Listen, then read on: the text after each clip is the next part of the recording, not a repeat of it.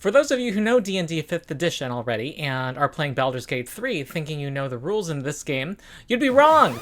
There are many significant differences between the two games, and I'm going to do a quick rundown of the differences. If you're looking for a closer adaptation of the 5e rule set, you may want to check out Solasta, Crown of the Magister, but still, even that has some departures from the 5e rule set, and I would say neither of these games' rules is objectively better than the other.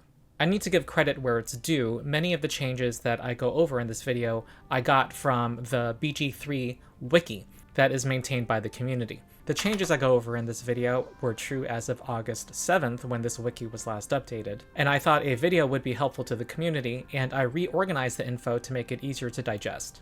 One huge caveat, however, it's simply not possible in one video to give justice to all of the changes to the races, classes, spells, and feats that are in Baldur's Gate 3. Just scrolling through the changes to classes and subclasses, as you can see, there are many of them, and you will want to visit the wiki, there will be a link in the description, and also read the descriptions that you see in the video game itself.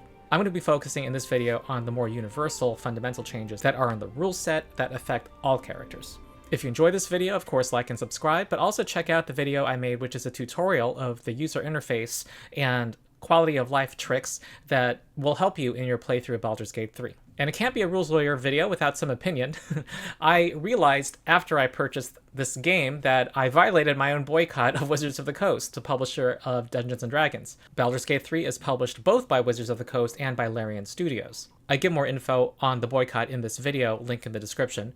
I will not disparage anyone who buys this game. I bought the game, not knowing it was a Wizards of the Coast product, and I think there's actually a different importance to this specific game for the future of the industry, in that its commercial and critical success, despite it not being one filled with microtransactions, is actually a net positive. Also, many people associated with Larian Studios. And hopefully, the success of this game, followed by the possible failure of a Wizards of the Coast effort to move D&D into an online gaming as service platform with a quote recurring spending environment, will discourage gaming companies overall from milking their customers. Alright, on to the changes from 5e. First, I start with changes to characters. Well, with any of these computer role-playing games, it's important to know that you have one unique character with many possible non-player characters or NPCs that you can recruit. However, importantly, early in the game, you can meet an NPC who will enable you to respec your character and also any of your NPCs. Respecking can include starting class, subclass, ability scores, spells, and skills. So you can build a custom party this way. You cannot advance above 12th level. There is multi-classing, but unlike in the pen and paper game, you do not need to meet minimum ability score requirements to multi-class. You cannot roll for your ability scores, by the way. It's done using the point buy method, 27 points like in the book. All the races or ancestries or species have a uniform +2 in one ability score and a +1 in another. This does prompt them to change the special abilities of the human and the half-elf. And for you min-maxers out there, there is no versatile human option with a free feat at level 1. Also, don't worry about knowing languages. That mechanic is not in this game. Now on to overall gameplay. By default, the game has karmic dice on. What this is when the party has a string of bad dice rolls, it's less likely for the next die roll to be bad also. This applies equally to monsters. Under the options menu, you can change this behavior if you'd like. The overall effect of this that I can see is it lowers the difficulty slightly because the party tends to win on average, and wild swings away from the average will tend to hurt the player. Another effect, I believe, is that it gives the designers more control over the difficulty of encounters. It's not fully transparent how this system works, and so I'm going to guess that Big Villain failing against your party's save or suck spell may be less likely. It means that the desired difficulty of all the various fights that the designers want is going to land more. Next is skills. There are some important changes to how skills work. Unlike in the pen and paper game, a 20 always succeeds and a 1 always fails. Of course, if the game thinks that you shouldn't be able to succeed at convincing a king to give over their kingdom, they're not going to let you make the roll in the first place. Next, there are no separate proficiencies for tools. They key off of your skills, so you don't have to learn Thieves' Tool proficiency. Rather, you use your sleight of hand skill bonus to determine how well you do at picking a lock. We also have what I call video game stealth. That kind of stealth where you just kind of walk around and don't have to worry about being silent, and you can hear a conversation in the next room. Press Shift-C to make your whole party crouch and go into stealth mode, and you will automatically succeed, so long as you don't enter the line of sight of those foes, at which case your characters will then have to succeed on stealth rolls. Inspiration is different. First, how you gain it is different. The game rewards it to your party. You have a collective party pool of inspiration when you do something that is in tune with someone's background. The game will tell you when you get one. You have a limit of 4 that the party can collectively hold.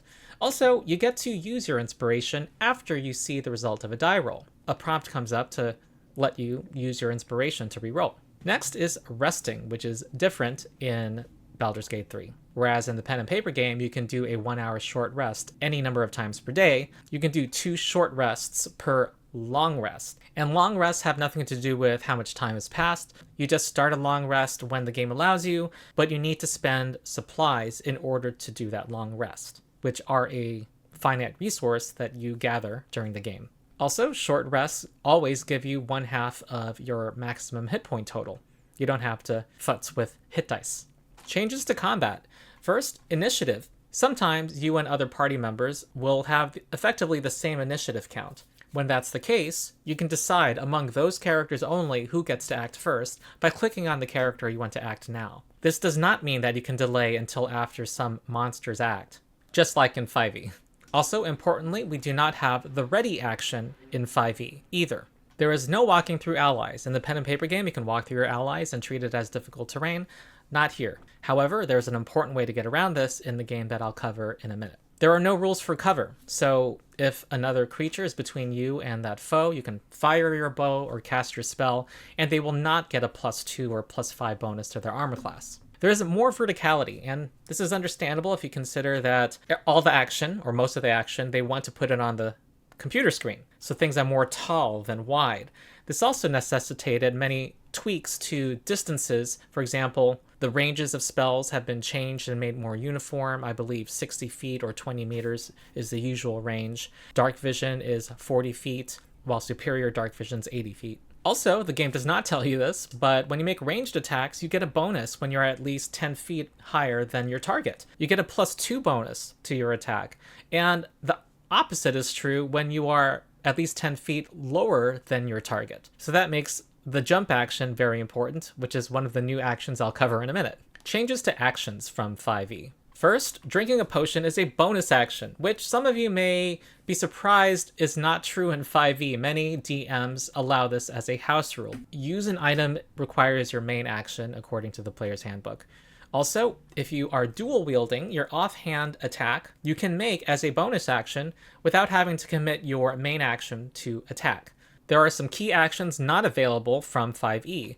The dodge action does not exist, nor is there a grapple action, and there is no ready action, as I covered before. Also, shove is now a bonus action instead of just another attack that you can make. The likelihood of shoving somebody will depend on your strength and the size of the target, and importantly, this separates you from the enemy. So you don't have to use up your action to disengage from an enemy to create some distance between yourself and it before you do, say, a ranged attack. Here it is in the interface. The default hotkey is V. Also, you simultaneously equip a melee set and a ranged set, and it is a free action to switch back and forth between them. You press the F key. You can change these sets by interacting with your inventory. However, doing that requires your main action, which also is a change from 5e. We also have new actions in Baldur's Gate 3 that are not in 5e. Your weapons have special actions that you can use if you are proficient with the weapon. Even the lowly quarterstaff has a special action called Topple. These should show up in your hotbar by default, or you can go to your spellbook, yes, your spellbook, with the letter K. Under the Common tab, you'll see special actions from your weapons. Also, the jump action is a bonus action in this game. It uses 10 feet of your movement, but how far you jump scales with how high your strength is. Also, this is a way the game gives you to move through an ally. You jump through them.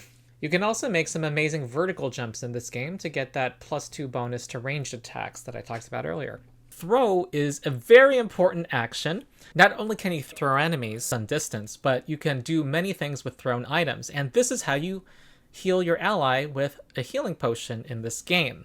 The interface is not good at communicating this to you, as I point out in my other video. So when your ally is unconscious and lying face down on the floor, throw a healing potion at their butt, and they will get healed. On that note, the help action is something any character can do to bring up a downed ally. You don't need healer's tools, you don't need a potion. It does use your main action, but this is something, again, the game does not tell you. And the help action has many other important uses. It lets you stop someone from burning or free them from various other conditions. Also, you can change your armor mid-combat as an action. Spellcasting has some key changes. First, a prepared caster like a wizard can change their spells in the middle of the day. This completely changes the nature of prepared spellcasting. Another big change that I'm sure many people will welcome. There's no longer that strange rule of if you cast a spell as a bonus action, you can only cast as your main action a spell that is a cantrip. You can now cast leveled spells with both your action and your bonus action. Next is there are no spell components, the usual verbal, somatic, material components from D&D. And related to that, if you are ever silenced in this game, that will stop all spell casting, not just the ones that require verbal components, which don't exist. Also, spell scrolls work differently in this game. Any class can use spell scrolls, and you don't have to make a skill check to use a scroll that's higher level. Also, the spellcasting DC of the person using the scroll is what determines the DC of the scroll, unlike in 5e. We move on to equipment. There is no attunement. In 5e, you can only be attuned to 3 magic items that require attunement. There is no such mechanic in the computer game. There are gloves, boots, and helms, and also these are considered part of armor. So you need to have light armor proficiency to fully benefit from helms that are classified as light armor. And I learned this the hard way when I tried to cast mage armor on my mage with a helmet and didn't know why I couldn't do it, even when I took my clothes off. Also, heavy armor does not have a minimum strength requirement, so there is no speed penalty from having a low strength. And small characters can wield heavy weapons without issue. Now conditions. The prone condition works differently. First, you cannot do anything when you're prone. In fact, when your turn starts, the game makes your first thing you do standing up, and that takes up half of your movement. Also, when you're prone, you have disadvantage on strength saving throws and dexterity saving throws. All attackers have advantage in attacking you within 10 feet, and, big difference from what people are used to, ranged attackers do not have disadvantage when attacking you.